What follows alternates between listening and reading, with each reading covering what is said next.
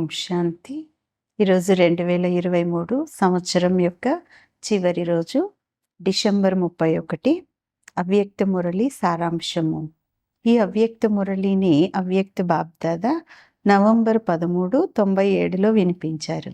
మురళి యొక్క శీర్షిక సంగమయుగ ప్రాప్తుల ప్రాలబ్ధాన్ని అనుభవం చేయండి.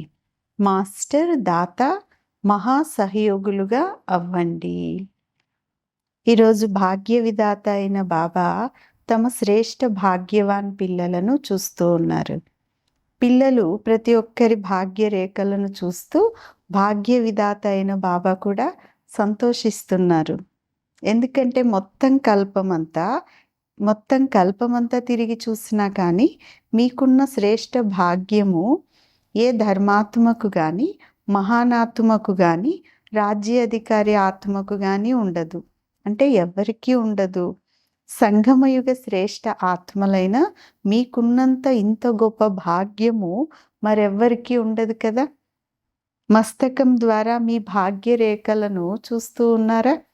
బాప్దాదా పిల్లల యొక్క ప్రతి ఒక్కరి మస్తకంలో మెరుస్తూ ఉన్నటువంటి జ్యోతి యొక్క శ్రేష్ఠ రేఖను చూస్తూ ఉన్నారు. మీరందరూ మీ రేఖలను చూసుకుంటూ ఉన్నారా? నయనాలలో చూస్తే స్నేహము మరియు శక్తి యొక్క రేఖలు స్పష్టంగా కనిపిస్తున్నాయి. నోటిపైన మధురమైన శ్రేష్టవాణి అనేటటువంటి రేఖలు మెరుస్తున్నాయి. పెదవుల పైన చూస్తే ఆత్మిక మందహాసం, చిరునవ్వు, ఆత్మిక సంతోషపు మెరుపుతో కూడిన రేఖ ఉంది కదా. చేతులలో చూస్తే 2 చేతులు సర్వ ఖజానాలతో సంపన్నంగా ఉండే రేఖను చూడండి. హృదయంలో, మనస్సులో చూస్తే మనోభిరాముడి యొక్క ప్రేమలో లౌలీనమైపోయి ఉండే రేఖ స్పష్టంగా ఉంది కదా. అలాగే చేతులలో చూస్తే 2 చేతులు సర్వ ఖజానాలతో సంపన్నంగా ఉండే రేఖను చూడండి. పాదాలలో చూసినట్లయితే ప్రతి అడుగులో కూడా పదమాల ప్రాప్తి కలిగినటువంటి రేఖ స్పష్టంగా ఉంది. ఇది ఎంత గొప్ప భాగ్యము అంటున్నారు బాబా.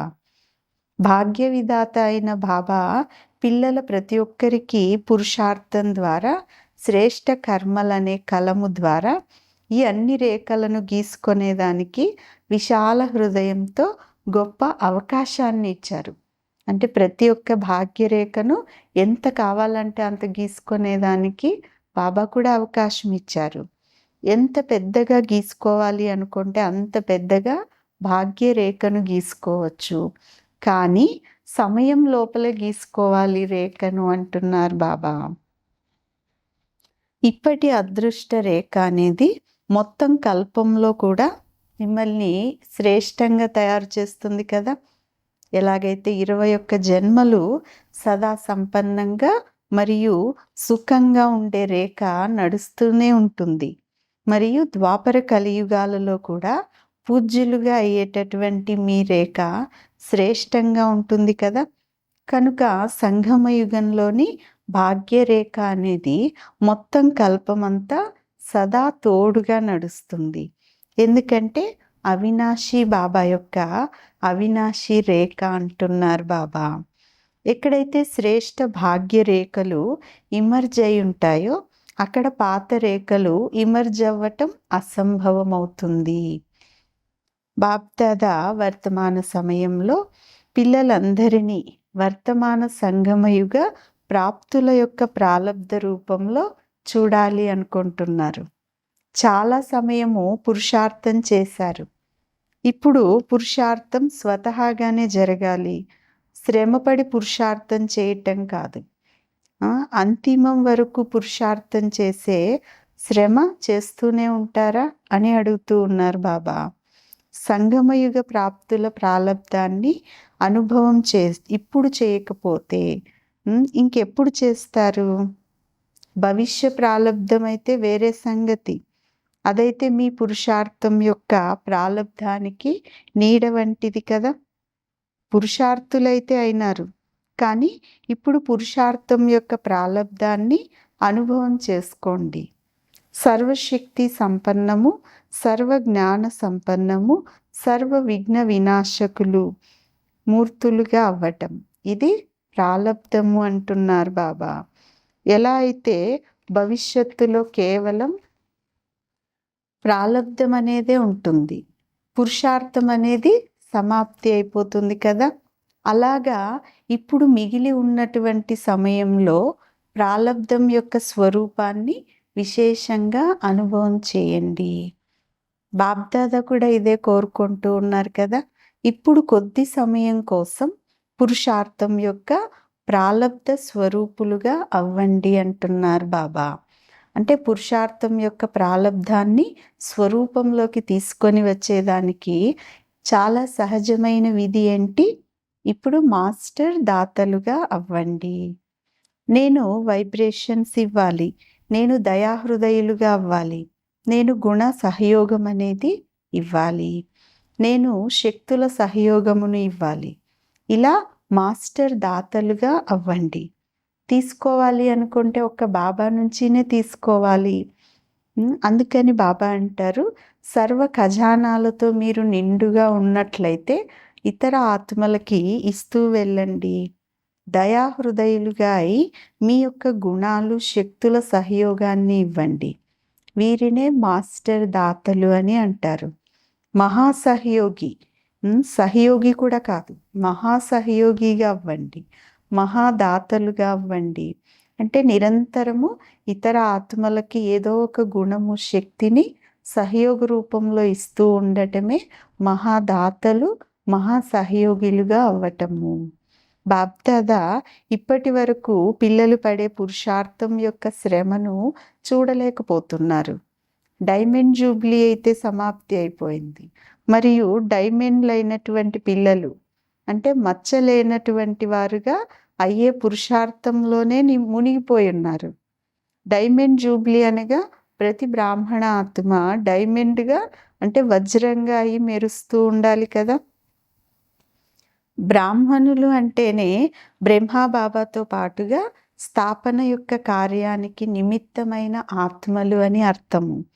వారికే బ్రహ్మకుమారులు, బ్రహ్మకుమారీలుగా పిలువబడతారు. ఒకవేళ బ్రాహ్మణులుగా అయినట్లయితే సమయం అనుసారంగా సమయం యొక్క సమాప్తి సమీపంగా వచ్చినప్పుడు చిన్నవారు కానీ కొత్తవారు కానీ అందరూ ఇంత తీవ్ర పురుషార్థం అనేది తప్పకుండా చేయవలసిందే కదా అంటున్నారు బాబా. సమయం యొక్క గతి ప్రమాణంగా, డ్రామా యొక్క నియమ ప్రమాణంగా ఇప్పుడు అందరిది కూడా వానప్రస్థ స్థితి సమీపంగా ఉంది. బాబా అంటారు, 9 లక్షల మందిని తయారు చేసి చూపించండి అని బాబా ఏదైతే పని ఇచ్చి ఉన్నారు కదా, గుర్తుందా మీకు అని అడుగుతూ ఉన్నారు. ప్రతి జోన్కు చెప్పటం జరిగింది. మరి ఏ జోన్ 9 లక్షల మందిని తయారు చేసింది అని బాబా అడుగుతూ ఉన్నారు. దాతగా అయినట్లయితే దాత యొక్క భావన ద్వారా మీ రాయల్ కుటుంబీకులు మరియు సమీపంలో వచ్చే ప్రజలు చాలా త్వరగా తయారవుతారు. వారైతే ఎదురు చూస్తూ ఉన్నారు.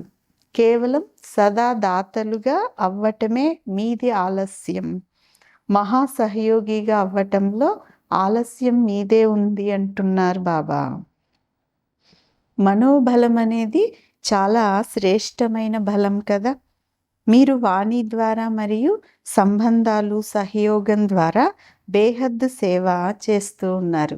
కానీ ఇప్పుడు మనోబలం ద్వారా సేవ చేయండి. మనోబలం యొక్క బేహద్దు సేవ అనగా మీ యొక్క బేహద్దు వృత్తి ద్వారా, మనోబలం ద్వారా విశ్వగోళం పైన ఉన్నత స్థితిలో స్థితులైతే బాబాతో పాటు పరంధామం యొక్క స్థితిలో స్థితులై ఈ సేవను కొద్ది సమయం చేసినా అందుకు ప్రాలబ్ధం అనేక రెట్లు లభిస్తుంది అంటున్నారు బాబా. ఇప్పటి వరకు అంటే సమయము మరియు పరిస్థితుల అనుసారంగా, ఇప్పుడు సమయము మరియు పరిస్థితుల అనుసారంగా అంతిమ సేవ ఈ మనసా సేవ లేదా మనోబలం యొక్క సేవ అయింది. అంతిమంలో కూడా ఇప్పుడు బాబాతో పాటు మీ మనసా సేవ అంటే మనస్సు యొక్క ఆకర్షణ ద్వారా ఆత్మిక ఆకర్షణ ద్వారా ఏ ఆత్మలైతే వస్తారో వారు సమయం అనుసారంగా తక్కువ సమయంలో తక్కువ శ్రమతో బ్రాహ్మణ పరివారాన్ని వృద్ధి చేసేందుకు నిమిత్తంగా అవుతారు. ఆదిలోని ఆ స్థితిని, ఆ దృశ్యాన్ని అంతిమంలో కూడా చూస్తారు. ఆదిలో బ్రహ్మాబాబాను సాధారణమైన వారిగా చూడకుండా శ్రీకృష్ణుడి రూపంలో అనుభవం చేసేవారు కదా. మరి స్థాపనలో కూడా సాక్షాత్కారం అనేది వేరే విషయం. కానీ సాక్షాత్తు శ్రీకృష్ణుడి యొక్క రూపాన్నే చూస్తూ తింటూ త్రాగుతూ నడిచేవారు. స్థాపనలో అయితే ఒక్క బాబానే చేశారు, బాబా ఒక్కరే చేశారు. అంతిమంలో పిల్లలైన మీరు కూడా ఆత్మల ముందు సాక్షాత్ దేవీ దేవతలుగా కనిపిస్తారు. స్థాపనలో బాబాతో పాటుగా విశేషంగా బ్రాహ్మణులు కూడా ఏ విధంగా స్థాపనకు నిమిత్తంగా అయి ఉన్నారో అలా సమాప్తి సమయంలో కూడా బాబాతో పాటుగా అనన్యమైనటువంటి పిల్లలు కూడా సాక్షాత్ దేవీ దేవతలుగా అనుభవం అవుతారు. ఇందుకోసం అనేక మంది ఆత్మలకు దేవీ దేవత యొక్క సాక్షాత్కారాన్ని చేయించేదానికోసం ఈరోజు బాబా ఏదైతే వినిపించారు కదా, ఇప్పటి నుంచి ప్రాలబ్ధం యొక్క స్వరూపంలో స్థితమై ఉండండి.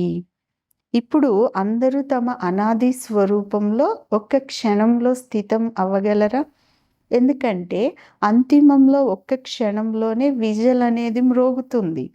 కనుక ఇప్పటి నుంచినే అభ్యాసం చెయ్యండి, ఆ స్థితిలో స్థితమైపోండి అంటున్నారు బాబా. మంచిది. నలువైపులా ఉన్న పిల్లలందరికీ సదా భాగ్యరేఖలను ఇమర్జ్ రూపంలో స్మృతిలో ఉంచుకునే ఆత్మలకు సదా తమ సంగమయుగ సర్వప్రాప్తి స్వరూపపు ప్రాలబ్ధాన్ని అనుభవం చేసుకునే వారికి సదా మాస్టర్ దాతలుగా మహాసహయోగిలుగా అయ్యేటటువంటి ఆత్మలకు సదా మనసా ద్వారా విశ్వంలోని ఆత్మల కళ్యాణం చేసే కళ్యాణకారి ఆత్మలకు బాబ్దాదా యొక్క ప్రియ స్మృతులు మరియు నమస్తే. ఆత్మిక పిల్లలు, ఆత్మిక తల్లి తండ్రికి ప్రియ స్మృతులు, గుడ్ మార్నింగ్ మరియు డబల్ నమస్తే. ఈరోజు వరదానం: కర్మయోగ స్థితి ద్వారా కర్మభోగం పైన విజయం ప్రాప్తి చేసుకునేవారు విజయీ రత్న భవ. వరదానం యొక్క వివరణ: కర్మయోగులుగా అవ్వటం ద్వారా శరీరం యొక్క ఏ కర్మభోగమైనా దుఃఖం అనేది అనుభవం చేసుకోరు. మనస్సులో ఏదైనా రోగం ఉన్నట్లయితే వారిని రోగులు అని అంటారు. మనస్సు నిరోగిగా ఉన్నట్లయితే సదా శరీరం ఆరోగ్యవంతంగా ఉంటుంది. కేవలం శేషశయ్యపై విష్ణు సమానంగా జ్ఞానాన్ని స్మరిస్తూ హర్షితముఖులుగా ఉంటూ సంతోషంలో ఉంటూ మనన శక్తి ద్వారా ఇంకా సాగరం యొక్క లోతులోకి వెళ్ళేటటువంటి అవకాశం అనేది లభిస్తుంది కదా. ఇటువంటి కర్మయోగులే కర్మభోగం పైన విజయం ప్రాప్తి చేసుకొని విజయీ రత్నాలుగా అవుతారు అంటారు బాబా. స్లోగన్: సాహసాన్ని మీ తోడుగా ఉంచుకున్నట్లయితే ప్రతి కర్మలోనూ సఫలత లభిస్తూ ఉంటుంది. మంచిది. ఓం శాంతి.